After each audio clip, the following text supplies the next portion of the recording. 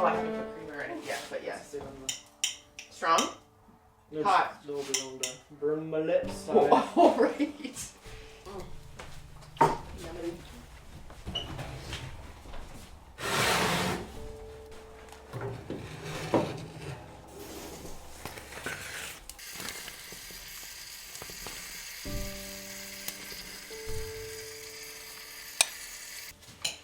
Thank you for breakfast.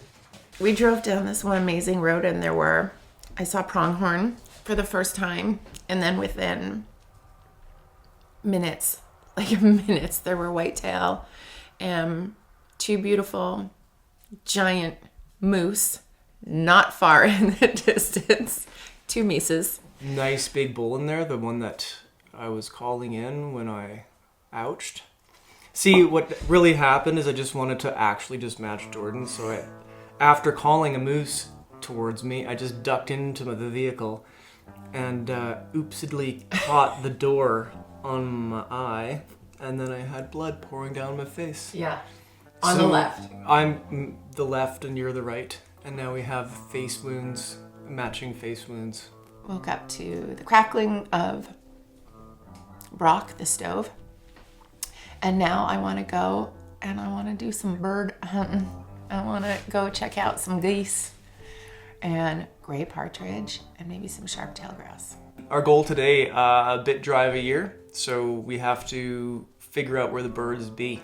You know, we didn't get to eat a sharptail in camp last year, I don't think. So that would be a nice outcome for us today if we can achieve that. And then our good friend Blair is going to show up because he loves the birds too. So let's get in there.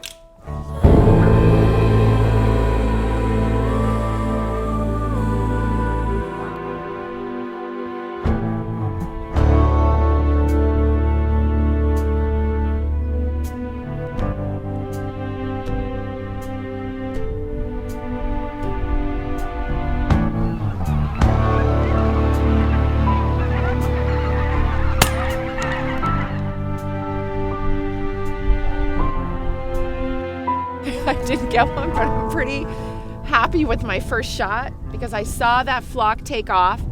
I couldn't tell if they were heading towards or away from me yet. So I just showed a little bit of patience, and then I saw maybe like 5 coming in close right by me. I took what I thought was a solid shot. It didn't go my way, and then I remembered I still had 2 shots, so I took them, but no luck yet. Felt good though. This year was destined to be a very different bird year. The local lake had dried up.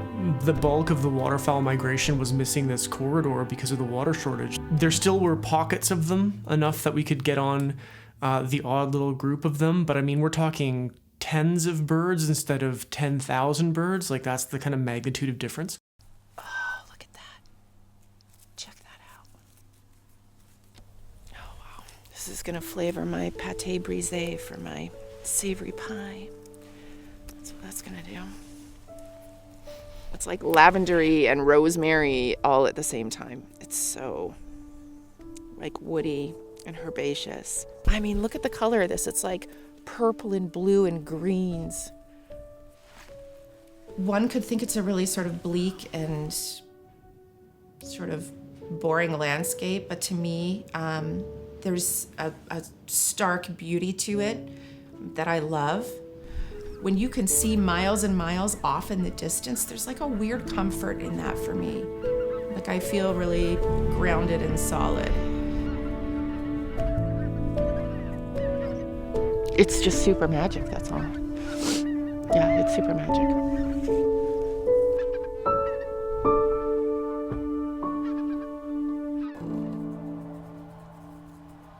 I grew up watching Little House on the Prairie, and what I really connected with in the Little House stories is just a connection to the land, living it's a very simple and very difficult life all at the same time, and I enjoy that so much. Like, I love things that are simple, but there's a certain amount of effort and care and persistence.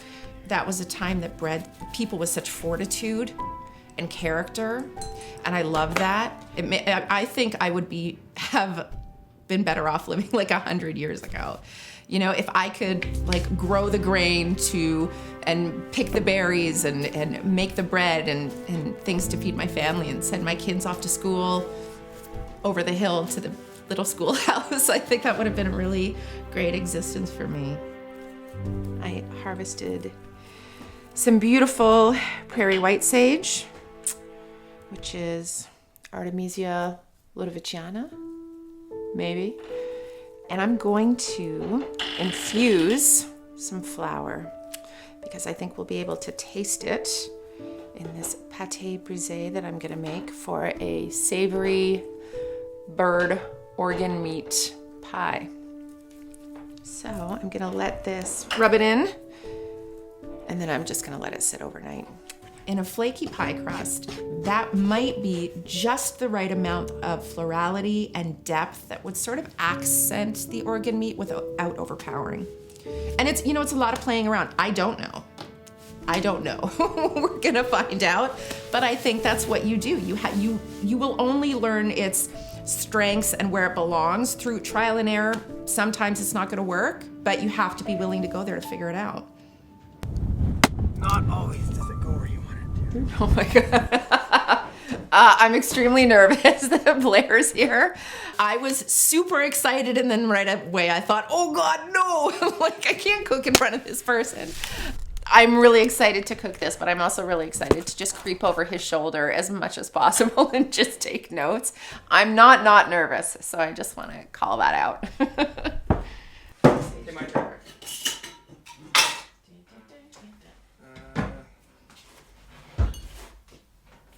I think I'm gonna go florality. We'll use the leaves to smoke it, and the flowers to syrup. That makes sense.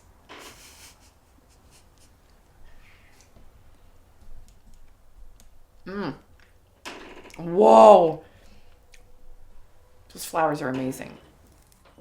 There's a classic cocktail. It's a lavender margarita. I remember Mel a couple years ago talking about this being kind of like lavender or playing like lavender.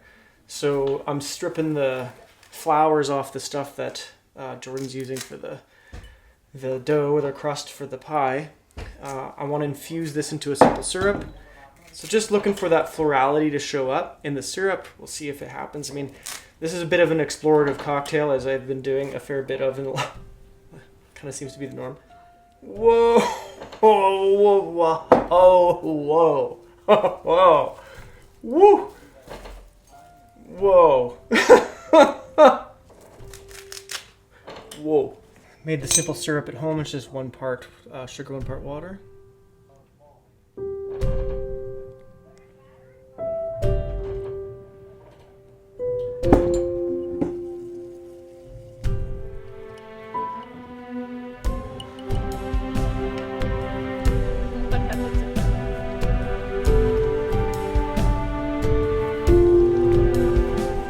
Loaded together, the safety is off, so.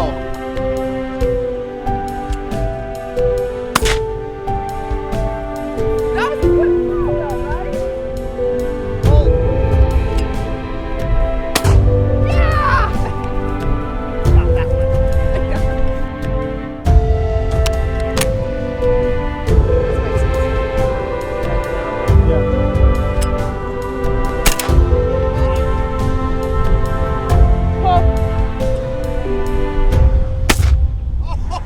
Did I get it? You got it! Did you see that?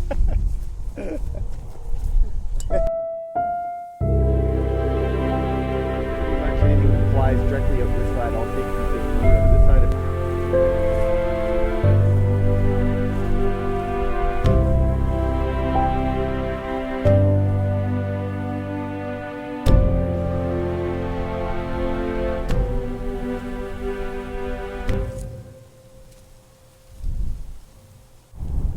Wow. Gosh, this is crazy. As happens in my life, there was a plant that was just nagging me for 2 or 3 years. It was on my to-do list, sheep sorrel. Sheep sorrel is in the Rumex family, Rumex aciducella. and in Europe, sorrel's gardened quite a bit. It has a real citrus hit.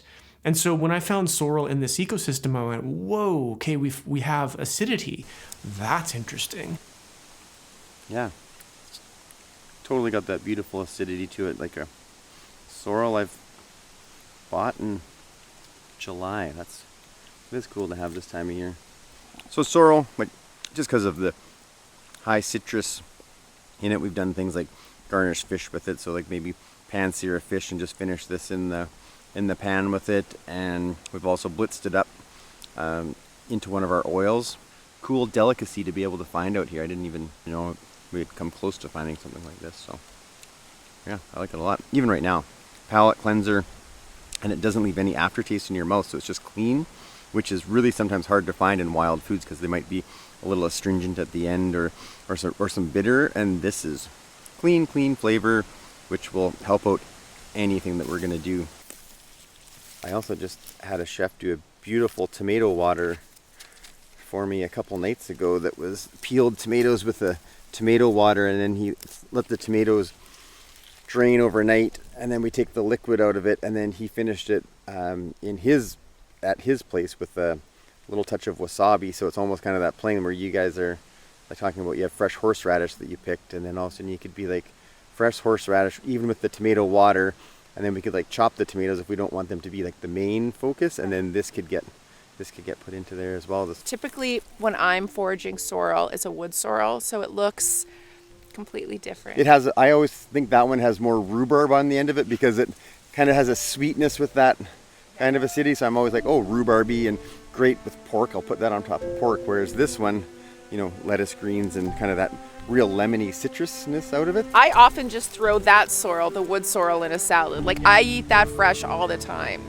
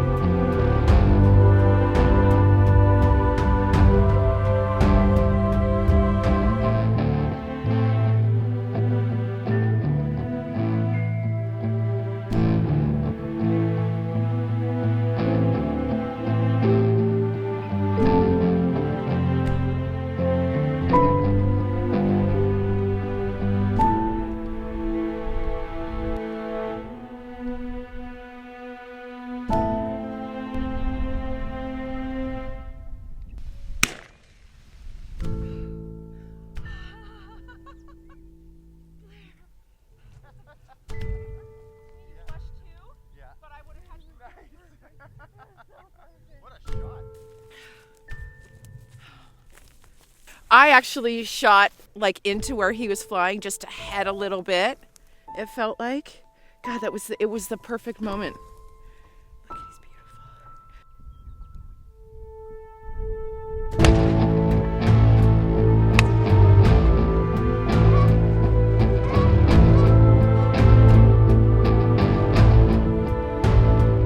I just pulled a sneak attack on some Canada geese, and lo and behold, where I thought there was 4, I bet you there was 20, plus then some ducks came flying out afterwards, and it was just, had I known there was that many on there, but we were trying to be, you know, when you walk around a berm, they're gonna see you, so it all happened so quickly. I got 2, and then I was just looking at where they were gonna kind of land or whatever, and all of a sudden I just kept seeing more and more fly, and I didn't even reload my gun because I was kind of in shock. So good stock anyhow, good stock.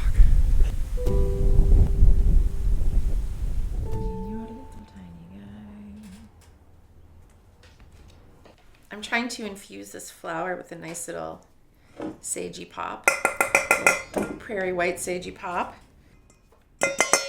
status is that it worked. It does smell lovely.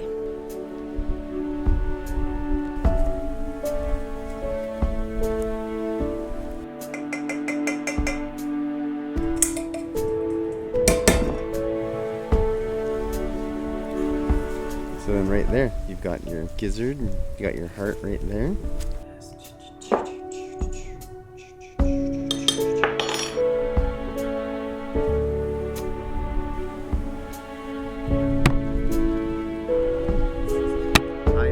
High protein.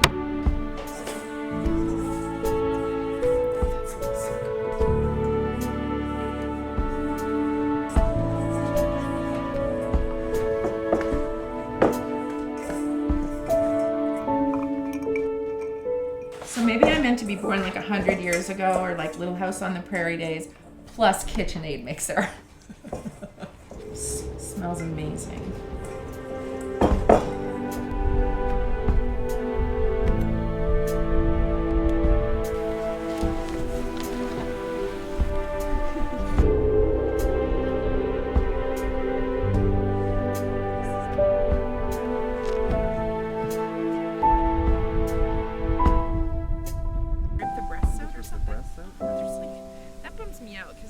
They're bustin' birds. I'm gonna make a cocktail with the prairie white sage syrup, tequila, reposado tequila, limes, some ice.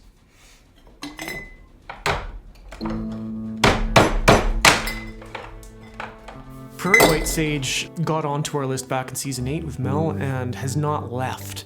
It is that intriguing, it's that interesting, it's that fun to play with, it's that bold and attractive a plant. It's really got that kind of lavendery herbaceousness.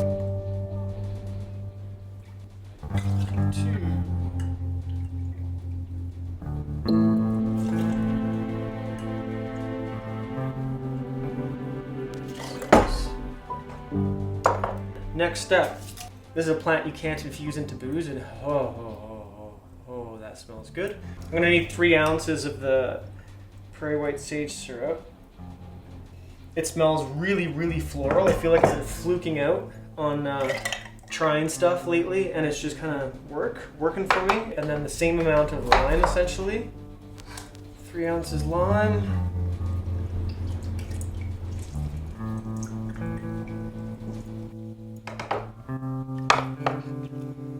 Two ounces of that.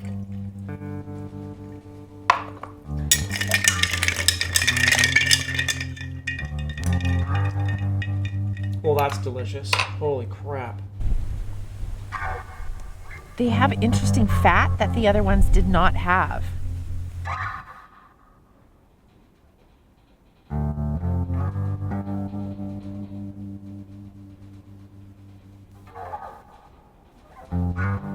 Whoa. Holy crap. What an incredibly punchy aroma. Okay, so now I need a big cube of ice, like that monster, and then prairie white sage mark.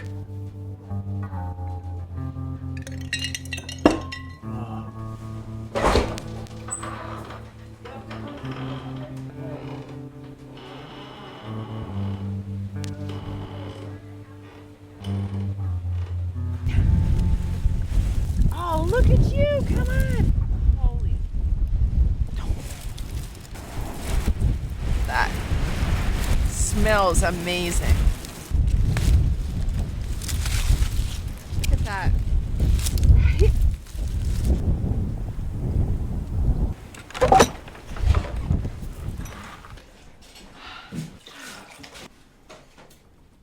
Oh, I know. That's crazy. I gotta clean that up a little bit.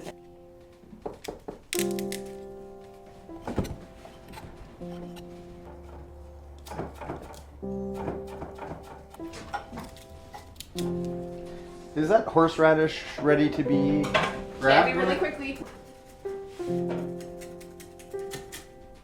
Phenomenal. Really? Super spicy kick on it, and then like all the horseradish flavors that you want with Yeah. an actual spice to it. Yeah. And then actually tender, like when they put it on the grater, it's actually tender. When we started talking about sorrel and horseradish, you know, when we were foraging the one day, it really did make me realize that, you know, all those flavors could combine really well to go with the kind of the idea of how I was going to cook the bird. Tomato, horseradish, and sorrel, just a little salad. Super fresh. Wow. Yeah. Wow. Yeah. It's really good. And the horseradish doesn't overpower it either. It's like its own individual thing. So, into some corn flour. So this one is nigella seeds, hemp seeds, and sumac. Salt in there. Whoa, that was the instant open because of the wind. Watch your face. Yeah. Almost had a matching eye. I was just gonna say, maybe you missed your moment. I did anticipate that this year we would get a grouse or something, so the dish that I was thinking of just in my head coming out wasn't designed for duck or goose, that's for sure, so I'm glad we got a grouse. I wanted to do something, you know, flatten out the breasts and do a quick pan fry on it.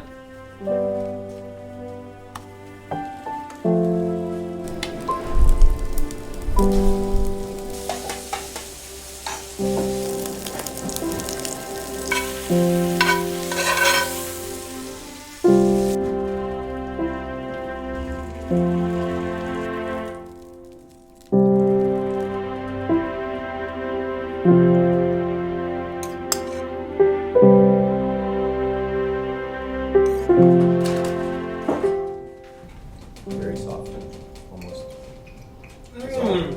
Oh my. I know. That horseradish is such a beautiful little pop. Well, I guess the lesson is like grouse is not grouse. You know what I mean? Every specific type of grouse tastes completely different. That was, to me, was like almost veal-y. Wow. Yeah, I really like the horseradish. Oh, the horseradish. Oh man, that was my first bite. Yeah, I think. I love it. Oh man, Yeah. delicious. Blair. Super fun. Yeah. Lifts everything else up as it's like.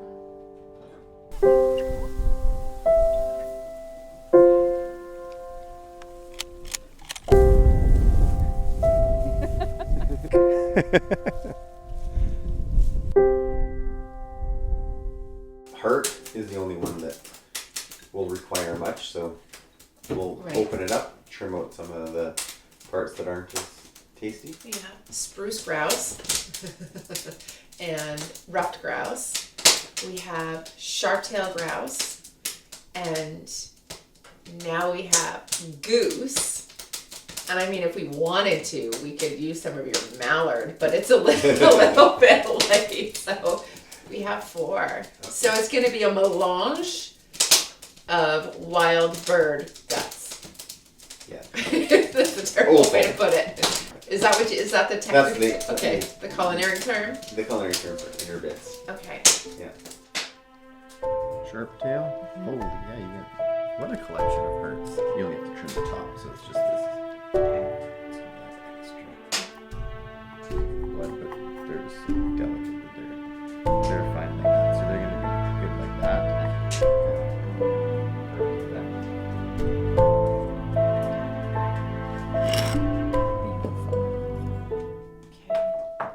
Well, I mean, the culinary term is goose ass fat, but no, not really.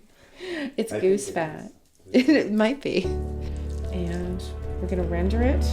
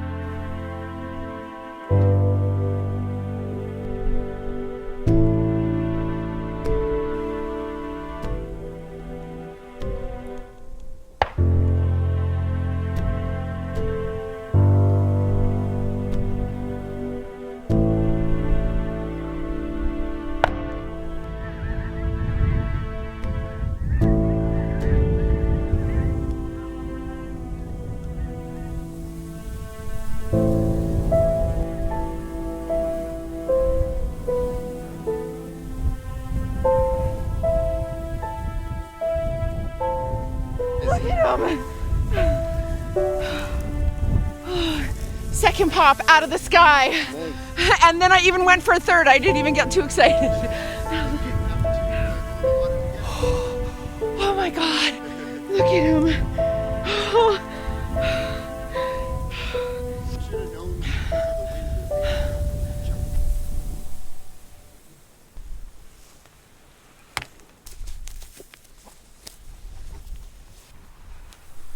Okay, lots of green. This is your next dish. Prairie rose hips. Farrow with prairie rose hip something and sharptail makes all sense. Yep.